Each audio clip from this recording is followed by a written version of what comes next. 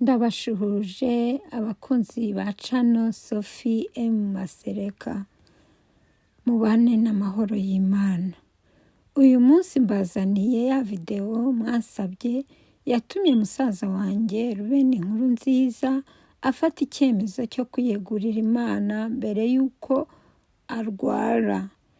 Iyi video mugiye kureba twayifashe turi abavandimwe bane, Charleston, Emma, jyewe na Ruben. Ariko mu by'ukuri twari tuyobowe n'Umwuka Wera natwe tutabizi. Twayifashe mu kwezi kwa karindwi k'uyu mwaka wa 2024. Nuko Ruben asinzira mu kwezi kwa 10 nyuma y'amezi 3 dufashe iyi video mugiye kureba. Mu gihe twarimo dutegura gufata iyi video, Satani yapanze ibye ariko aratsindwa kuko Imana yari mu ruhande rwacu.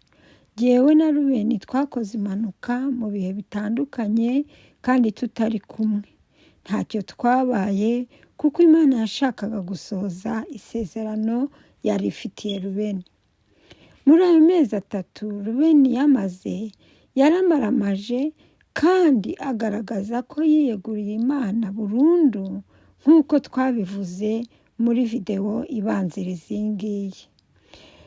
Nuko Ruben akajya ajya mu matorero atandukanye ku isabato gusengerayo kandi no gusura abantu.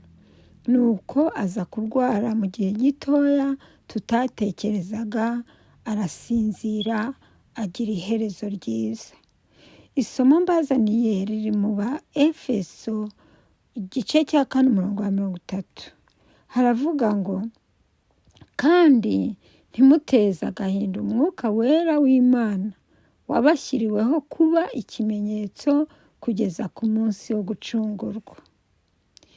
Nimureke dusaba Imana twuzuza Umwuka Wera atuyobore kuko twebwe ntacyo twakwishoboza, kuko Umwuka Wera azatuyobora kugeza kuri wa munsi wo gucungurwa. Amen. Ngaho nimukurikiraniye video mwifuje kureba. Imana ibahe umugisha. Mbere yawe urahabona ababyeyi bose, ubu ngubu ni ababyeyi bahuriye ku izina rya Tensia, njye mbita Tensias. Nibo tugiye kuganira. Ni abanyempano bafite impano zitandukanye Imana yabahaye ngo bayikoreshereze umurimo wayo. Ikindi bahuriyeho nuko bose ari abavandimwe bava mu nda imwe.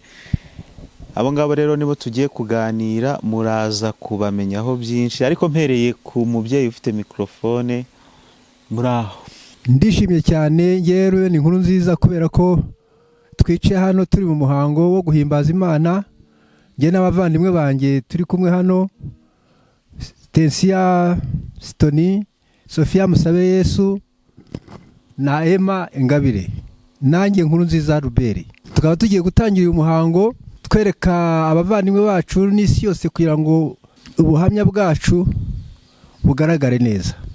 Nanjye ndanezerewe cyane kuba ngarutse kubaganiriza, nkaba ari jye ukurikiye, ariko hagati yanjye na Ruben harimo abana 4. Nkaba nitwa Sophie Tensia, ariko nkaba mfite n'irindi zina ry'umugabo Masereka.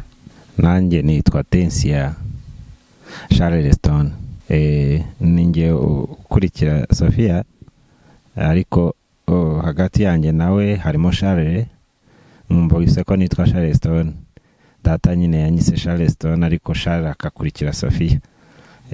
Ubwo ninjye umukurikira ubu ngubu. Nanjye nitwa Uwingabire Emma, hanyuma nkongeraho irya papa Tensia, kandi nkaba ndi umuvugabutumwa bwiza. Nishimiye kubana namwe abakunzi b'Itabaza TV. Nishimiye no kubana namwe muri aka kanya. Murakoze. Ndi kumwe n'umuryango wanjye.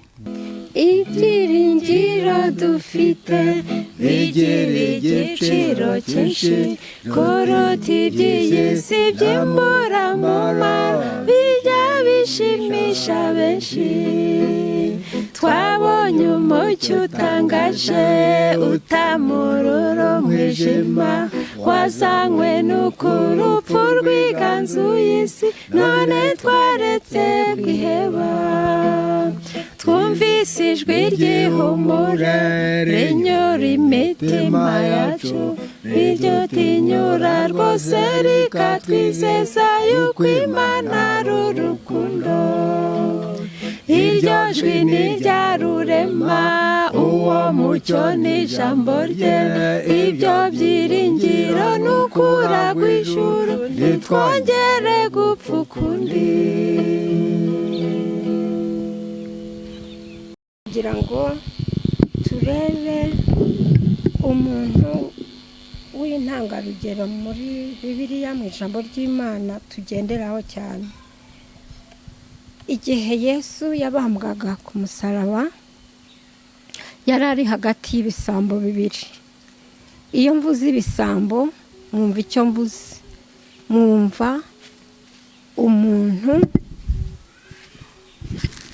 wakoraga bibi, yari yarayogoje abantu birenze. Icyo gihe rero barababambaga bene nk'abo. Uyu munsi amategeko y'Imana, ijambo ry'Imana rivuga ko uwishe rimwe yose aba yarimbuye. Iki cyari igisambo ruharwa, cyari iburyo bwa Yesu, ikindi kiri ibumoso. Uyu munsi turi abanyabyaha, byaha bigiye bitandukanye. Icyaha icyo ari cyo cyose dukoze tuba turimbuye yose. Iki gisambo rero cyarantangaje, kirananshimisha kuko naboneyeho ko nk'umunyabyaha nkanjye Yesu yambabarira. Ngiye gusaba Emma arebe muri Luka igice cya 23 umurongo wa 42 kugeza uwa 43. Hanyuma turebe uburyo Yesu agira neza, Yesu akunda umuntu wese, Yesu adukunda twese uko tungana, uko yaturemye. Ngaho dusome mu izina rya Yesu. Nuko abwira Yesu ati, Mwami, uzanyibuke ubwo uzazira mu bwami bwawe. Aramusubiza ati, ndakubwira ukuri yuko uyu munsi turi bubane muri paradizo. Amen. Amen. Uko turi iyi si turimo ibice bibiri. Hari ubwoko buri mu murongo w'Imana, hari n'abandi batari mu murongo w'Imana. Ni ukuvuga iburyo bwa Yesu hari igisambo kimwe, ibumoso hari ikindi. Ikiburyo cyamenye ko Yesu ari umwana w'Imana, nibwo cyavuze aya magambo amaze gusoma. Kuko ikibumoso cyari gitangiye gusuzugura Yesu, ariko ikibumoso kiravuga kiti, Mwami, uzanyibuke ubwo uzazira mu bwami bwawe. Yesu ahita amwumva nubwo ari mu kababaro. Aramubwira ati, uyu munsi turi bubane muri paradizo. Ndagusaba ngo ukomeze kose ibyaha ibyo ari byo byose, Yesu yiteguye kukubabarira, yiteguye kumbabarira nk'uko yababariye iki gisambo cyari iburyo bwe. Amen. Amen. Emma agiye kudusengera. Dusenge. Mana Data wa twese, tugushimiye kuri Data, tugushimiye kuri Imana mu mibereho yacu. Ijambo ritubwiye yuko udukunda cyane kandi ubwo wabashije gukiza igisambo cyari iruhande rwa Yesu, natwe ubasha kudukiza, kuko ubasha gukora cyane ibiruta ibyo twibwira ndetse n'ibyo twasaba, nk'uko imbaraga zawe ziri zidukoreramo. Uyu mwanya mwiza rero turagushimiye, turakunezerewe. Ngaho rero gahunda turimo reka igire umumaro, maze uyu munota abantu benshi babasha gutekereza ko badashyitse cyangwa se batabona ibyiza, bamenye neza ko n'iki gisambo cyabanye na Kristo muri paradizo, maze bagarukire Imana kugira ngo uriya munsi bazahagarare badatsinzwe n'urubanza mu izina rya Yesu. Urakoze rero kubana natwe muri iki kiganiro, kandi iki kiganiro kikaba kigiye gukora ku mitima y'abantu benshi bakurikira iyi TV mu izina rya Yesu Kristo. Amen. N'abanyempano zitandukanye rero nibo tugiye kuganira noneho. Tugiye kubanza tumenye ngo ni bande, ni bantu cy'imbere, nyuma yuko tumaze kumenya amazina yabo. Reka mpereye ku mubyeyi, bose ni ababyeyi, mpereye kuri mama Sophie, atangira tubwira ngo muri bande n'ibyerekeranye n'impano yanyu n'andi makuru twabamenyaho. Ikaze mama Sophie. Ubwo mperuka kubaganiriza nababwiye amateka yanjye mbere ku buryo Imana iriho. Uyu munsi rero ndagarutse ndi kumwe n'abavandimwe banjye, tugiye kubabwira no gushimangira isomo riri mu Migani igice cya 22 umurongo wa 6. Ndabwirema agisome. Imigani 22 umurongo wa 6. Dusome mu izina rya Yesu Kristo. Menyereza umwana inzira akwiriye kunyuramo, azarinda asaza atarayivamo. Amen. Amen. Ubundi twebwe tuvuka ku mubyeyi yari umuvugabutumwa, ariko twari dufite akamenyero yuko yatubyutsaga kare mu gitondo, twese tukaza tugasengera hamwe, kandi na nijoro mbere yo kuryama tugasenga. Mbere yo gusenga twasomaga Bibiliya kandi tukaririmba. Ibyo rero byaradukurikiranye kugeza uyu munsi. Nibyo mugiye kureba uyu munsi. Uyu musaza wacu mukuru cyane cyane iri somo niwe rireba. Uko yarisomye, menyereza umwana wawe inzira akwiriye kunyuramo, azarinda asaza arikurikiza. Mugiye kubyibonera mu ndirimbo tugiye kuririmba uko umubyeyi wacu yatureze kugeza uyu munsi tukibigenderaho. Ariko muri make ndagira ngo mbabwire ko muribuka ko nabahaye ubuhamya, nkaba ngira ngo bereke ko ubuhamya buri muri iki gitabo. Iki gitabo cyanditswe n'umuntu ntakekaga ko yacyandika, n'umuntu wakozwe ku mutima n'ubuhamya bwanjye w'umuzungu. Arabukunda, ndabumubwira bwose, arangije niwe wahisemo iyi title y'iki gitabo. Aravuga ngo igitabo cyawe kizitwa Singing Songs in Rwanda. Ngenda nshaka kubyanga, ariko aravuga ngo nkurikije uko numvise amateka yawe, igitabo cyawe kigomba kwitwa gutya. Kiri kuri Amazon, umuntu wese yakibona aho uri ku isi hose. Washyira muri Amazon Singing Song in Rwanda by Sophie M. Masereka. Mugiye kumva amateka noneho yaho byaturutse kugira ngo iki gitabo cyitwe gutya. Menyereza inzira umwana wawe akwiriye kunyuramo, azarinda asaza. Ngiye kubwira mukuru wacu Rubeni, niwe watubanjirije, kuko ababyeyi bacu bararirimbaga, mama na papa. None umwana yavuka agakurikira korari akaririmba. Ngiye kubaza musaza wanjye atubwire uko yatangiye kuririmbana n'ababyeyi. Ndagushimye cyane ukuntu natangiye kuririmbana n'ababyeyi banjye. Nabyirutse ndi umwana ndifura ndi mutoya, byirukana na data hari muri za 50 nangiye kumenya ubwenge, 58 59. Nari umwana muto afite nk'imyaka nk'ine 5 gutyo, ariko nakunze ibintu byo kuririmba, nkunda itorero rwose. Nigeze kuba umukuru wa MV, nkaririmba nkabwiriza ubutumwa, n'ubu kandi ntabwo nacitse intege rwose, biba bindimo.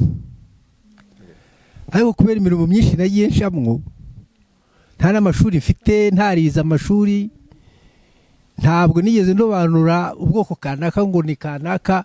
Bose nafataga aho nafataga bose nkabafata kimwe nanjye nkuko ngomba kubana nabo, kandi n'ubu nikomeze niko nteye. Ntabwo narabanuye umuryango, nabanye n'abantu bose, n'ubu ndi kumwe nabo, ndi kumwe n'umuryango rwose. Shimira yuko tutaramiye ahangaha n'abavandimwe banjye, tukaba duhimbaza Imana, nkumva bishimishije cyane. Haleluya. Tugiye kuririmba, twebwe turi batoya, indirimbo turajya dusoma, ariko muze kumwitegereza we, indirimbo ziri mu mutwe. Ubu wabwira abantu imyaka ufite? Ngiye mfite imyaka 69. Navutse 55, ndabona umwaka umwe ngo nuzuze 70.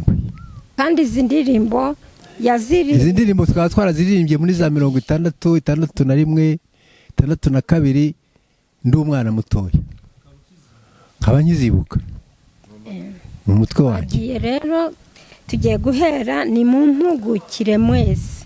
Ndagira mbamenyeshe ko ntabwo tuzi ko izi ndirimbo ari iwacu bazihimbye, twakuze tuziririmbana nabo, ariko hari izo tuzi neza ababyeyi bahimbye tuza kubaririmbira. Ni mu mpugukire, ni mu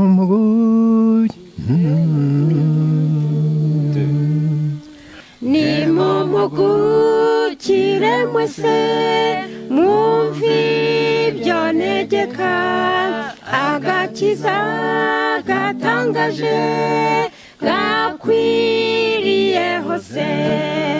Nimundeba murakira, mwabari kumera si mwese mwe nigemana. Nimundeba murakira pe, igihe mugeragezwa nimumpugukire, nzabacaho wa mugome ntabwo azabegera.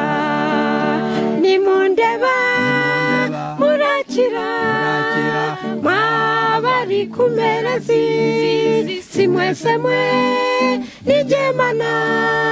Nimundeba murakira pe, nimumpugukire mwese, yemwe abarushe, Yesu Kristo yiteguye kubahumuriza. Nimundeba murakira, mwabari kumera si mwese mwe nigemana. Nimundeba murakira pe, mukire pe. Amen.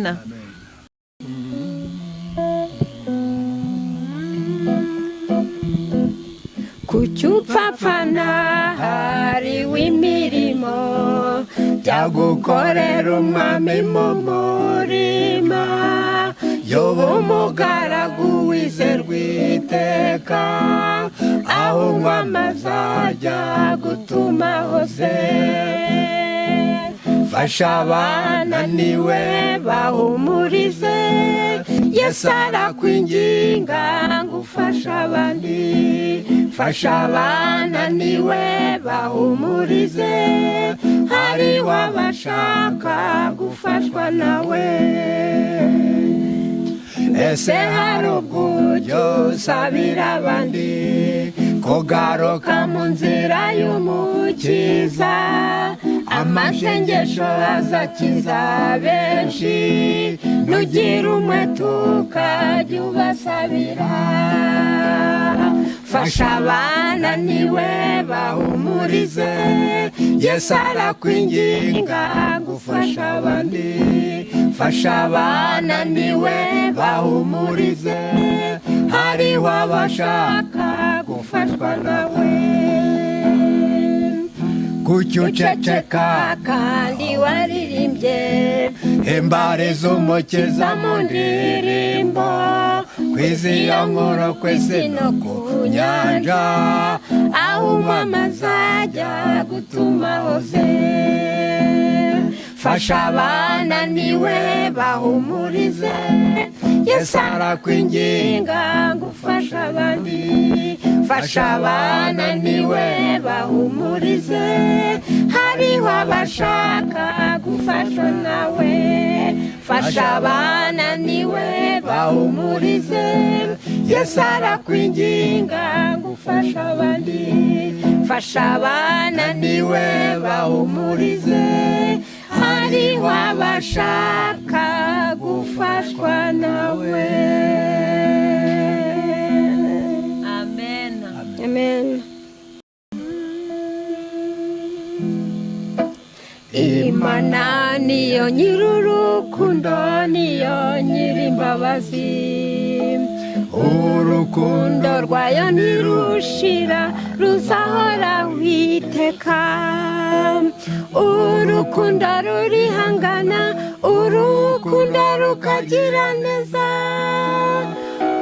urukundo ntabwo ruzashira, ruzahora witeka.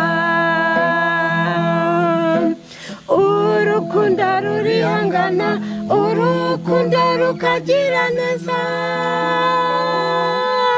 urukundo ntabwo ruzashira, ruzahora witeka. Imana yaduteguriye aho tuzibera amahoro, mu isi nshya ntituzatandukana, tuzabaye amahoro. Urukundo rurihangana, urukundo rukagira neza, urukundo ntabwo ruzashira, ruzahora witeka. Urukundo rurihangana, urukundo rukagira neza, urukundo ntabwo ruzashira, ruzahora witeka. Urukundo rurihangana, urukundo rukagira neza, urukundo ntabwo ruzashira, ruzahora witeka. Amen.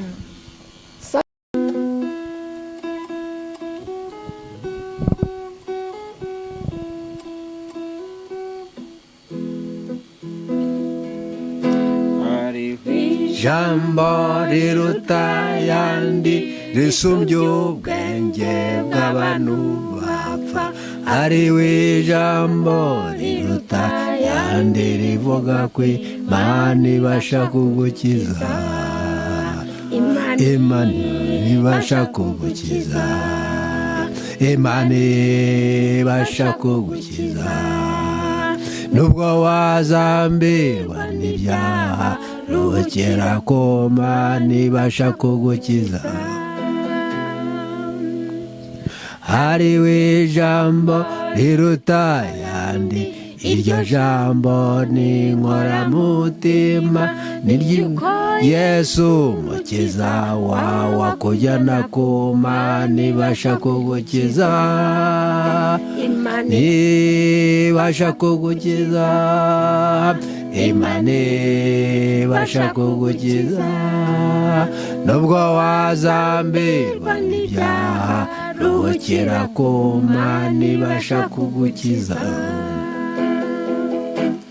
Hariho ijambo riruta ayandi nimuribwiriza abantu bose, n'iry'uko Yesu umukiza wawe akujyana ku Mana ibasha kugukiza, Imana ibasha kugukiza, Imana ibasha kugukiza, nubwo wazambirwa n'ibyaha ruhukira ku Mana ibasha kugukiza, Imana ibasha kugukiza, Imana ibasha kugukiza, nubwo wazambirwa n'ibyaha ruhukira ku Mana ibasha kugukiza.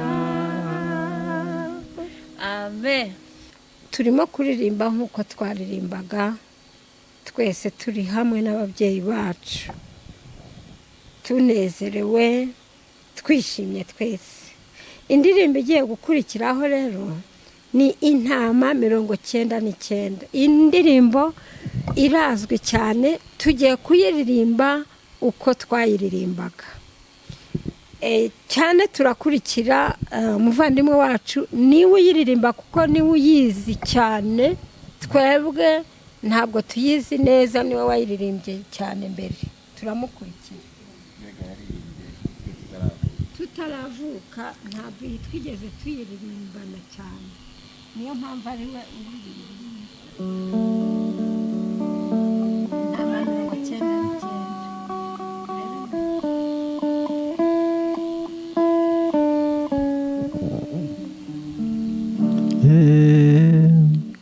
Intama 99 ziri mu kiraro cyazo, imwe yazimiye yararagiye, yagiye mu bihanamanga, dore irazerera mu kidaturwa, yasize umwungeri w'impuhwe nyinshi, yasize umwungeri w'impuhwe nyinshi, ufite 99, mbese waretse iyo mwami? Arasubiza ati nayo ni yanjye, yahoraga mu ntama zanjye, bona nawe inzira yakokumuka, ndayikurekera mu kidaturwa, ndebe ko nabasha kuyibonayo. Ku misozi hose no mu bikombe no mu bitare ku manga, hari ijwi rirenga ngo nimwishime, umwami abonye intama Haleluya. ye. Abamarayika bavuge bati nimwishime, umwami abonye intama ye, nimwishime, umwami abonye intama ye.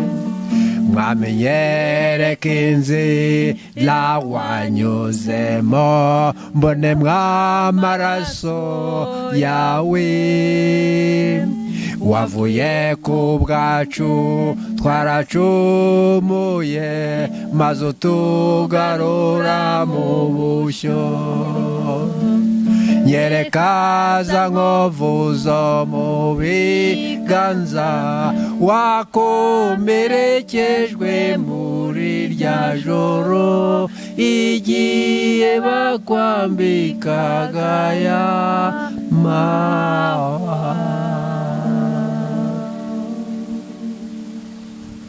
amen. Indirimbo tugiye gukurikizaho dufite nyinshi, ni ukubasogongeza. Hari igihe tuzazishyira hamwe kugira ngo tuzibuke. Indirimbo tugiye gukurikizaho ebyiri twizeye ko ari ababyeyi bacu bazihimbye. Mama yasinziriye muri 2020 ajya gusinzira.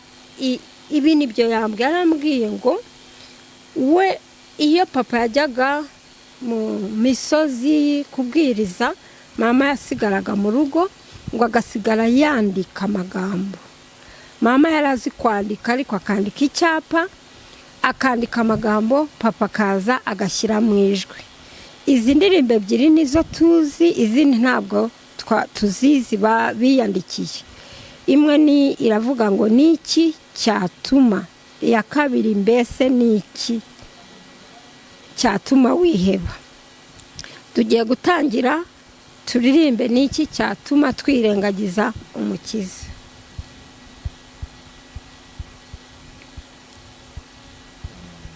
Izo nizo tuzi ko bazihimbye, izindi ntitubizi. Niki irale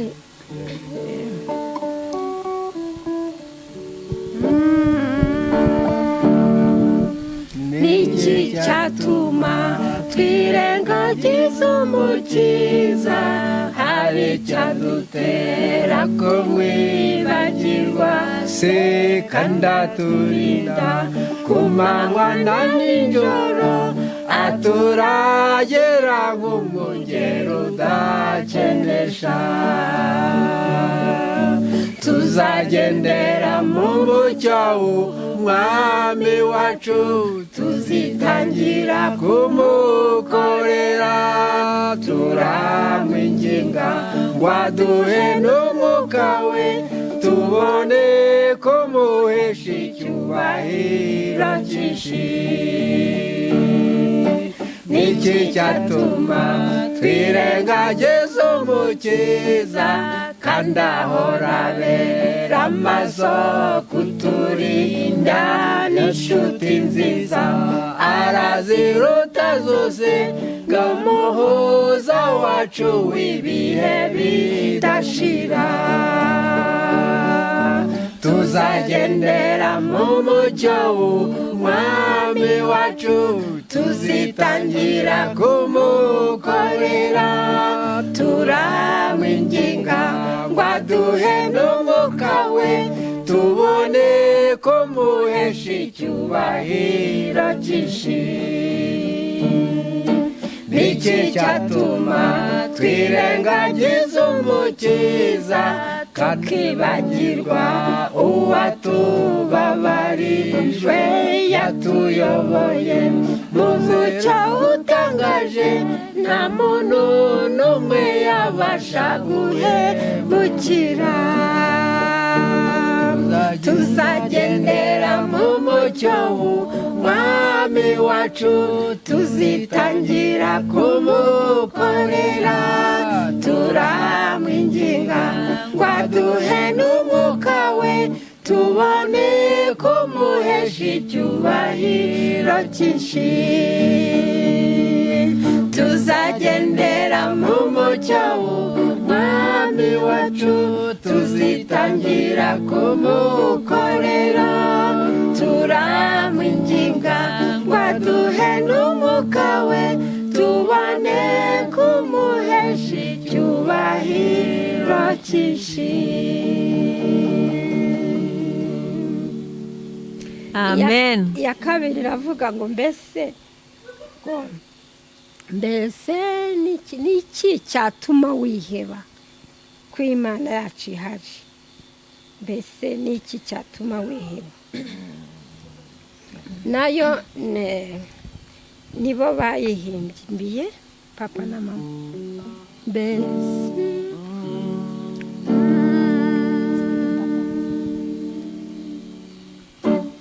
mbese niki gituma wiheba mbese n'ibyaha bikwizingiyeho n'ubwabanzi bose bagutera humura imana izagikurinda we gutinya nubwo ibibi byakwadukaho rebi imana iri kumwe nawe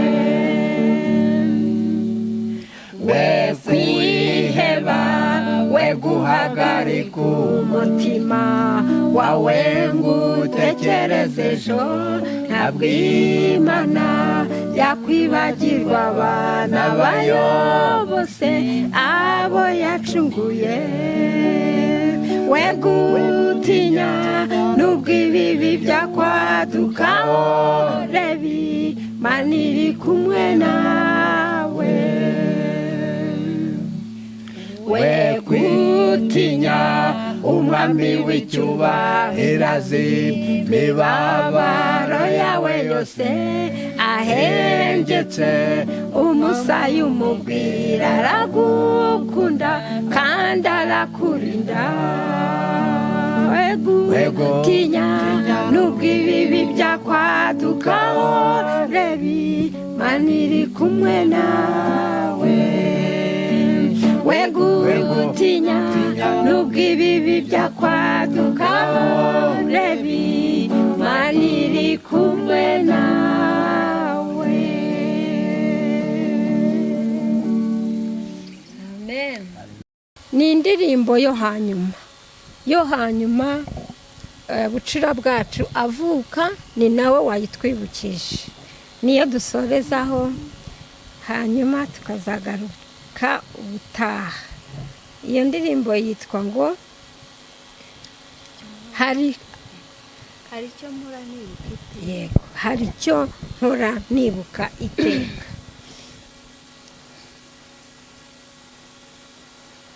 Kurikirana ibice byayo. Turarimba bibiri gusa. Ni bibiri. Wayibonye? Munezerwe ariko. Hari icyo mpora nibuka iteka kintera umunezero mwinshi ubutunzi buzatunezeza nibwo bwami bwiza imana twongere. Hari icyo mpora nibuka iteka kintera umunezero mwinshi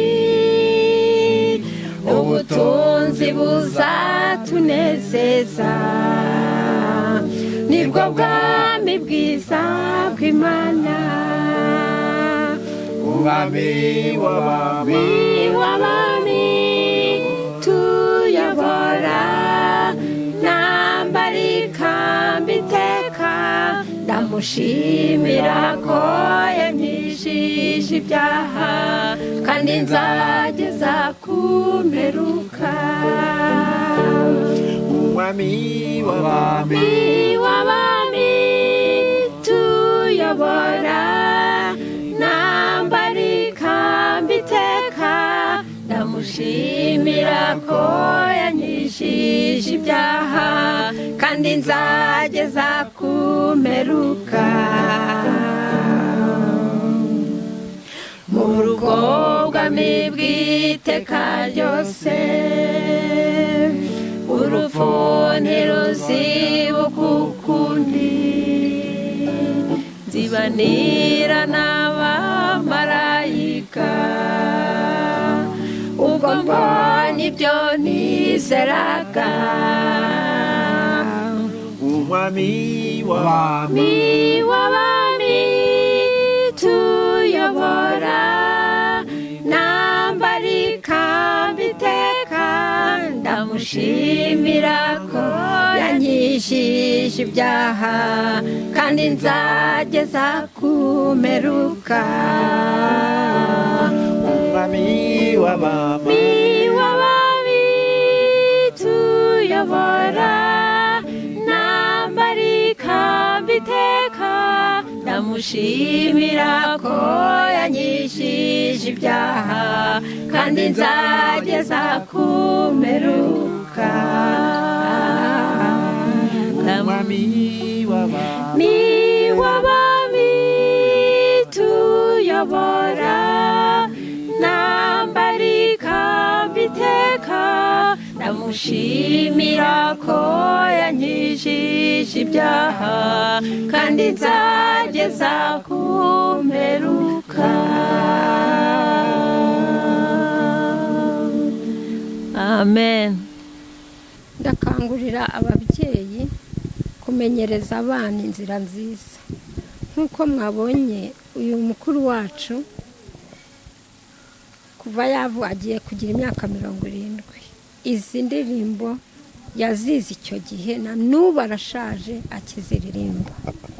Rero dukangurire ababyeyi kwigisha abana, kumenyereza abana inzira nziza bazasaza bakigenderamo nubwo ababyeyi baba badahari.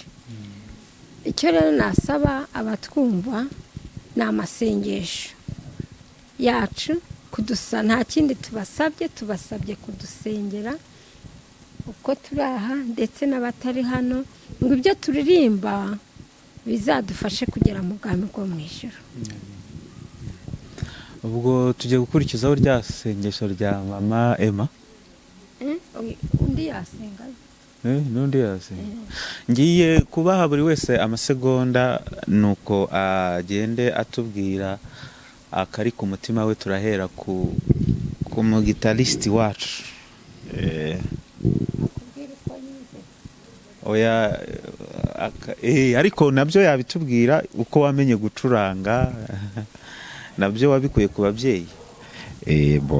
Uyu mukuru wawe kubanjirije burya bari nk'umubyeyi kuko mwigiraho, naba yarakubyaye ariko byinshi dukura twagiye tureba bakuru bacu tukabigiraho, no gucuranga niho nabivanye.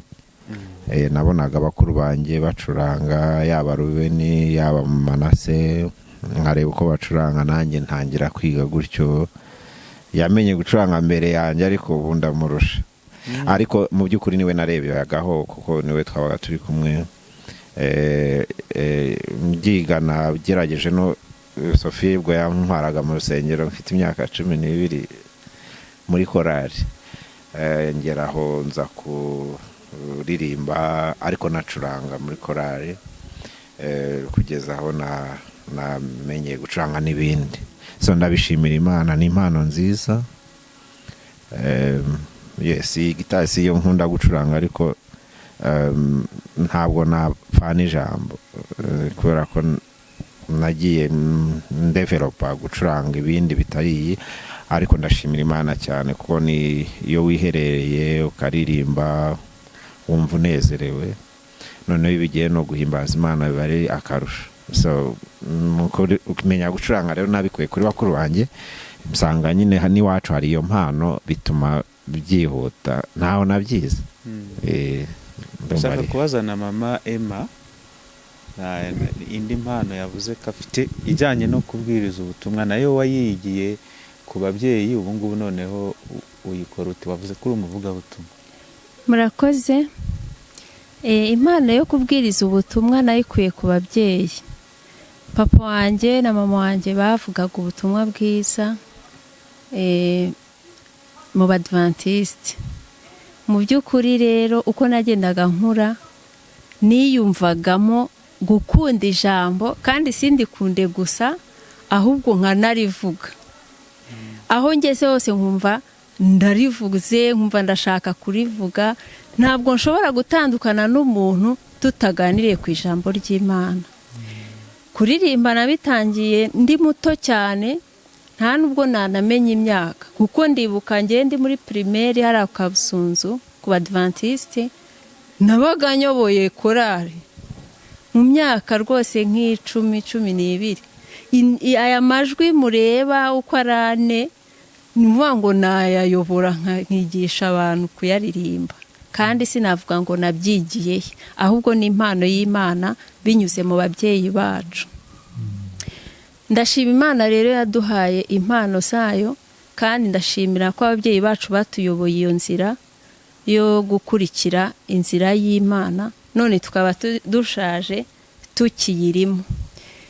Nk'uko umuvandimwe wanjye yabivuze ngo arakangurira ababyeyi gutoza abana inzira nziza. Inzira nziza nta yindi ni inzira y'Imana. Iyo ndebye umuvandimwe wanjye Rubeni ukuntu amasengesho y'ababyeyi amukurikirana akamurinda, nta n'uruhare abigizemo, nkareba ubuzima bwe bwa buri munsi nta mbaraga bishyizemo, bya bindi nakoresha ijambo rivuga ngo kwikebagura, nkabona bese ubuzima bwe buragenda neza ku murongo kubera Imana.